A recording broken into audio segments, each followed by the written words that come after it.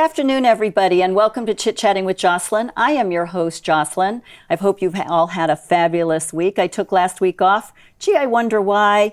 Well, it was the governor's debate for New Hampshire. I did the walkthrough with Julian Aciard and Karen Testerman, and went to St. Anselm's and was there with WMUR, looked at the setup, what we needed, and did my usual bossy stuff.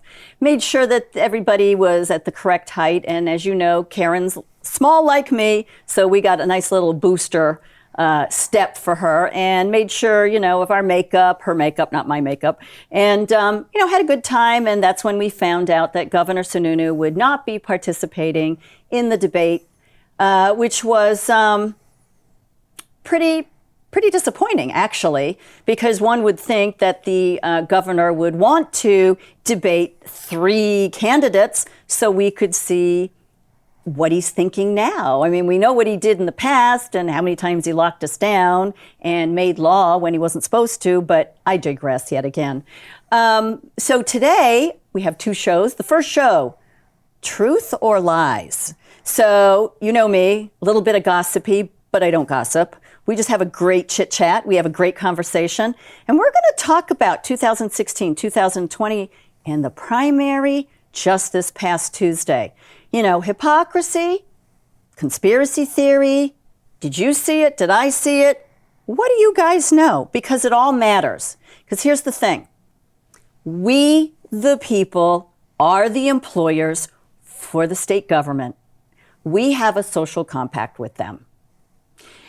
State government made a compact, a business compact, with the federal government.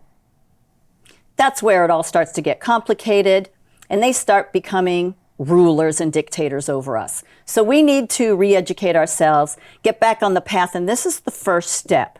These are our elections, our candidates. We decide, we elect, and if they don't represent us, we're firing you. We're firing you. We fired actually Chris Sununu 2 years ago, we the citizens of New Hampshire. But, because everything's so corrupt in a cabal and a corporation, what are we able to do? So I have a fabulous guest today, and it's Tom Murray. Thank you for coming. Thanks for having me on. I'm so glad. He is the co-founder of New Hampshire Government Integrity. Correct. Government Integrity Project. I always forget that word. And I think we've done a couple of shows together back when you were on the board. School board That's for right. Wyndham. For Wyndham. And Amherst went and hired the person that you got rid of. Unfortunately. You just can't make this stuff up, people. You got to pay attention all the time. And then we went on to Wyndham. Mm-hmm. That went across the United States nationwide. You were directly involved in that. I was. So I was one of the ground zero guys there. We actually, in Wyndham, we had an issue where election day results were never recreated. Isn't that amazing? Yeah. So November 13th, we had a recount. The low vote Democrat getter. We're a very conservative town in Wyndham. Mm-hmm. So it wasn't, we had four representatives, 4 Republicans versus 4 Democrats. All 4 Republicans prevailed in the general election. The low vote Republican was 24 votes higher than the high vote Democrat candidate. And so naturally that candidate requested a recount. Correct. At the recount, we found that almost every Republican candidate received an additional 300 votes to their election day totals. 300. Approximately, plus or minus. That's not nothing. That's not nothing. That's not peanuts. It was a swing of 1,363 votes out of approximately 10,000. So can you say, I think there's a problem with the machines? I think there was a huge problem with the machines. And I think this is something that actually has been going on for a number of years because we have discovered, all of us working together, there's a quite a tight clique group of us, I think just under 10 of us, and all working at different angles, but working together because We're patriots first. Right. Should we want free and fair elections. Yeah, for everybody. And it really is a nonpartisan issue. Agree. So we have people on both sides of the aisle that work together. We Yes. share our ideas, share our information, and it's been very productive. It is. This is the United States of America, and somewhere along the line, it's gone off the rails, and we are putting it back as we the people, we the employers, we the citizens. That's right. And it is not partisan. And I want every Democrat, every Republican, every liberal to have their vote count, and it hasn't.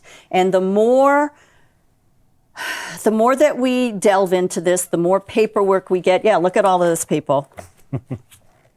The more we find has been hidden, the more cover-up we have found. We have discovered town clerks do not have to be certified. And that's not bashing on any town clerk. That's not their fault. But there is no certification. But let's think this through. It's our vote. Yeah. The most important thing in the world as far as a right. And they've got buttery fingers. They got slippery fingers. We don't have anybody that's certified to make sure this is running 100% according to the New Hampshire Constitution, and that our 39 inalienable rights are being upheld. Yeah, we had 130 violations of municipal election law and procedures. 130? According to the AG and the Secretary of State's report in January of 2022. 130. That's It's embarrassing. I don't have words. It's embarrassing. Thank you. That is a great word because we tend to use some of the other words too much. And I share your concerns as it relates to the training piece. A lot has been going on since then. I do credit Dave Scanlon for initiating a voter confidence commission. It's been going around the state. It wants to hear from people. He encourages them to share their thoughts and what's going on, and people have been doing that. What's unfortunate, though, is you have a group of folks that pretty much gaslight individuals like myself, calling us tinfoil hat-wearing conspiracy theorists. But when you present with facts, it's quick to, silence these folks. But it's unfortunate that, they're not listening, and they're not, when you show them what happens with these machines, and specifically, and it's not just the machines. I look at this, and I think, as you spoke to earlier, everyone has different angles of concern, and they're all valid concerns. Correct. You have the issues of procedural issues with some, and I want to emphasize some moderators and some town clerks. They're not all the same. No. Some do a fantastic job.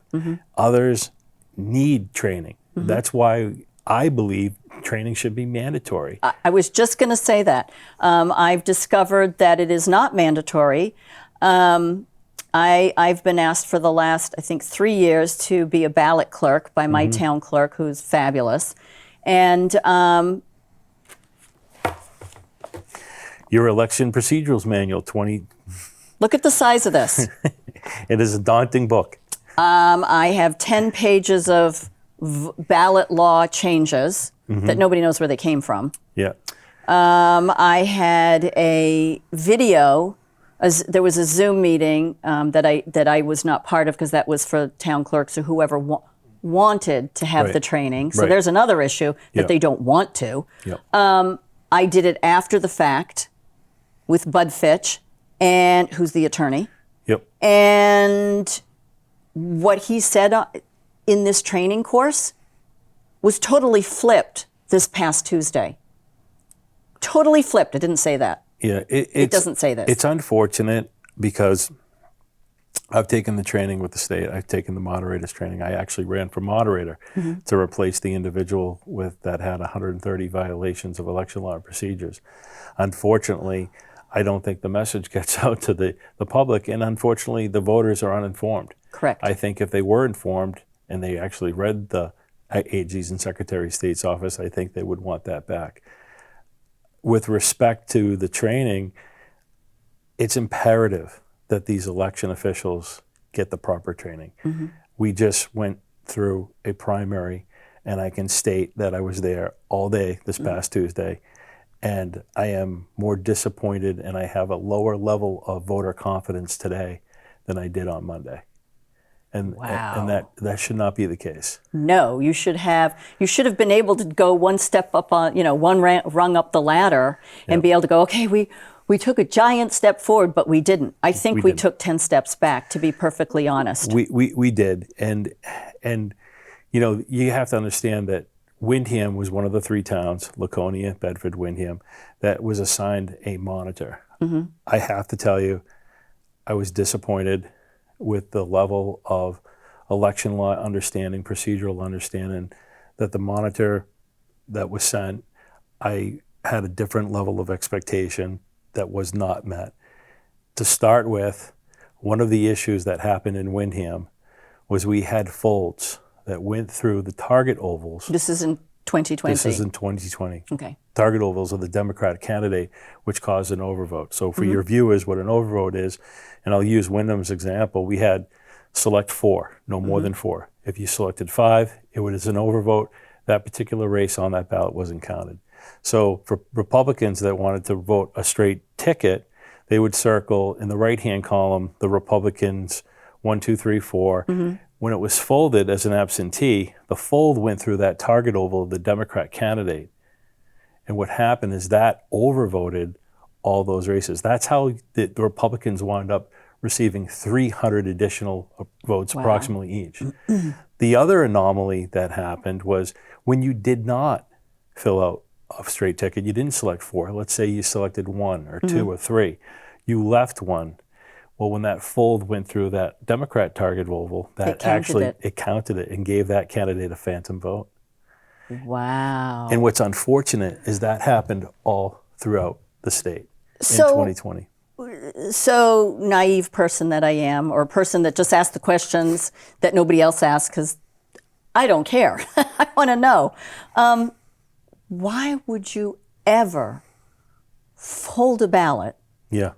And I understand the absentee ones came in the mail, but it was my understanding, they were supposed to be in 8.5 by 11 envelopes, or that, that's the way it was done in the past that I understand. And did nobody look and say, Tom, George, Lisa, this fold goes right through a name. Do you think that's a problem? Yeah, well, there's a lot of fingers to point on that question. So, and you're not going to like the answers. House Bill 1266 in 2020, they actually contemplated this exact problem happening. And in fact, it was due to postage costs that they chose to do the folds. Small envelope. Yeah. And I believe it was the election law committee chairwoman at the time, Barbara Griffin, in a meeting. I actually have the meeting minutes that I read through, and that's how I became aware of that. Secondly, it's the town clerk. It's the town clerk's responsibility. The Secretary of State, you have 2 different ballots. I don't think a lot of people realize that. You have a ballot that is that's just normal. You have another ballot that has what they call a score line in it. Okay. So it's a piece of metal that goes across the ballot at the printer, and it's supposed to be where the fold should be. Unfortunately, you had moderators like in Windham, Nicole Merrill and her staff that folded those, and they folded them not where the score lines were, but through the oval of the candidates. Wow. That happened in Sandown. The moderator, Kevin Major, did the same thing. He admitted to using a NeoPost DS35 folding machine. Right, that they borrowed from another department. So they say. They say. And I'm not convinced that every one of those folds was the cause of a folding machine. It was cause of the fold not being in the correct location. Place. That's correct. And that was the responsibility of the clerks. And so what you could find is when you saw that particular ballot, and there's many examples, Sandown, Merrimack, you can see Manchester's Ward 10 has a very similar, Merrimack has 3 wards, and you can see that all throughout their ballot as well. So in the way that you can figure out Goffstown is another one by example. It's the overvote rates. In fact, Merrimack's machine 3 is 23%. I know. That means 23% of the voters were disenfranchised. Correct. Their votes weren't counted. Yeah. Yeah. That Just is. see you later. And by the way, brush it under the for carpet. the viewers, that disenfranchised Democrats, not Republicans. That disenfranchised Democrats. So for all the people running around going, you're wearing a tinfoil hat, you're a conspiracy theorist, you just heard it from the horse's mouth that in Merrimack, 23% of Democratic voters were disenfranchised. Your vote wasn't counted because where the fold was. Stop going around with your head in the air, yelling at us that we don't know what we're talking about and we're causing problems. No, we're Americans, we're patriots, we're New Hampshire citizens that want everybody's vote to count. And I am appalled at the people that when the evidence is presented to you and the Secretary of State and the AG and to the legislative branch and to the judicial branch. Well, I shouldn't even say that. They're a legal branch. There's nothing judicious about any of them. You stick your nose up, you name call. Kind of sounds like what's going on, up at the White House right now. You don't name call when there's evidence and facts in front of you. You sit down and you say, can you explain this to me again? What are you saying? And you pick up the torch and you walk with us. You don't stab us in the back. It's the uninformed voter that is the issue. It's the ignorance that goes on with it. And if people would just look, it's not my evidence. It's not your evidence. It's the evidence. Well, 2,000 Mules is, sorry to interrupt, 2,000 Mules is a perfect example. Watch it if you haven't. Hacking Democracy is the other one. But 2,000 Mules, the cameras on the ballot, what did they call them? The mailboxes where you put the ballots. Those were government cameras that videotaped, filmed, whatever word you want to use. Those machines, that's the film, that's the footage, that's the evidence that Dinesh D'Souza and the other two people used as evidence. It wasn't, they didn't sit there, videotaping it themselves. And what did they find out from it, which blew my mind? They were able to solve some crimes because they discovered that the mules, the people that were taking 10, 20, 30, 40, 100 ballots and stuffing them in, they could ping them, they could track them on their cell phones, on their tracking devices. And they found they could see that at 7th and 5th Avenue, that there were 5 individuals. They had one in the ballot machine, but they had 5 other people that were pinging. Come to find out, somebody was shot, somebody was stabbed, something happened. They were able to give the police that information and solve a crime. Right. So the information's valid enough to prosecute a crime, but it's not valid enough to prosecute a ballot harvester. Correct. It's it really is upsetting to me. There are times when I just say, I wish I could just close off that part of my brain that cared. I wish I could turn off that part of my brain that didn't care about fairness, but I can't. And there's a lot of us that are like that. And some of us have time, some of us don't. Some of us have the luxury of being able to do things that other people, I'm older, so I don't have my kids still in school. They're in college or they're getting married. So I have the luxury of being able to do some of this extra work, to take, 35 phone calls today on what happened on Tuesday. To call you, to call Daniel, to call Wayne, to call Marilyn. The list just keeps going and going and going. And trying to help people and say, well, fill out this form, we'll fill out this, do that, keep a copy. It all counts. And we won't talk about what happened on Tuesday. We'll do that in the next show and really kind of drill down on what happened. But in the past, there were these tally tapes, these ticker tapes that came out of the AccuVote, Diebold, Dominion machines. Dominion owned, yes. Dominion owned. And we use those words because people call them different things. I throw it all into the pot. So if you know it as AccuVote, or you know it as Dominion, or you know it as Diebold, we're talking about the same thing. We have machines you and I are in court last Friday. 9/9/22. Nice number. Yeah. Should have played it. We were in court in Rockingham, and we were a witness. I was supposed to be a witness, but it didn't go that way because our expert wasn't allowed to be heard. So we do have a judge that actually has caused quite a bit of this kerfuffle on Tuesday, don't you think? I concur. I was disappointed that the expert witness wasn't allowed to testify. The state, Secretary of State's and AG's office, Miles Madison, argued that it wasn't timely. They didn't have time to read it, Right. and they couldn't get an expert witness. But the point was that was so concerning to me, it was the public safety issue. I mean, Who cares? So what if a few people get zapped and die? Oh, come on, Tom. and the question that was asked to me on the stand is, have I ever seen a ballot marking device explode? I thought that was the most ridiculous question. That was a question, by the way, from the Attorney General's lawyer. That was our New Hampshire Attorney General that asked that question. His, what is it called when they question you after? Rebuttal or... rebuttal. There's another word, whatever that word is. Sorry, guys.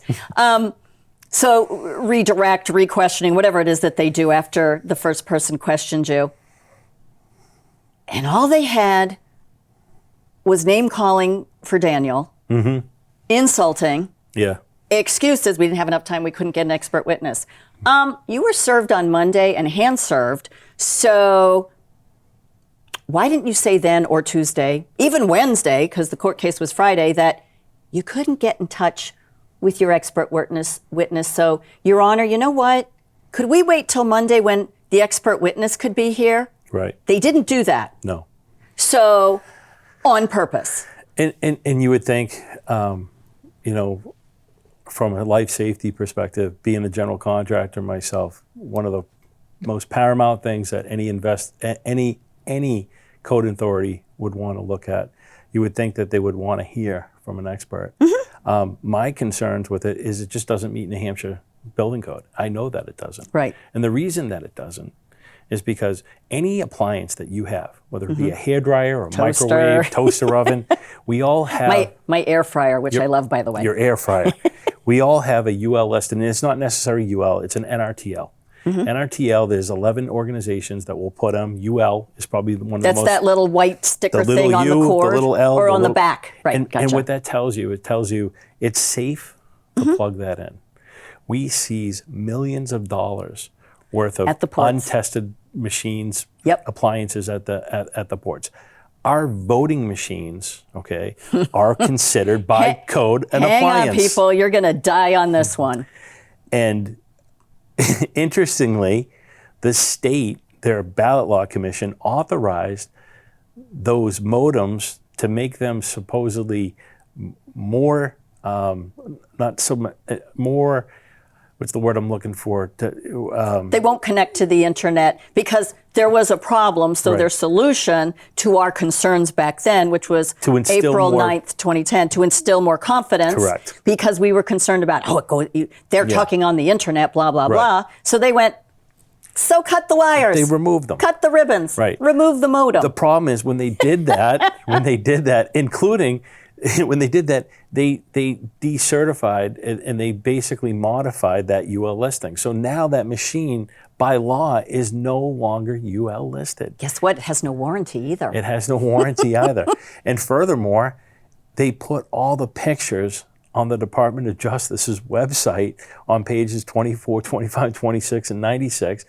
And they show you what they did. The evidence is right there. On their own website. On their own website. I got to tell you can't make this stuff up. And the thing that bothered me from a licensed contractor standpoint is if that was me, a business or an individual, they would never allow it. And we go through this. We have issues with fire alarm systems. We have to rip it all out.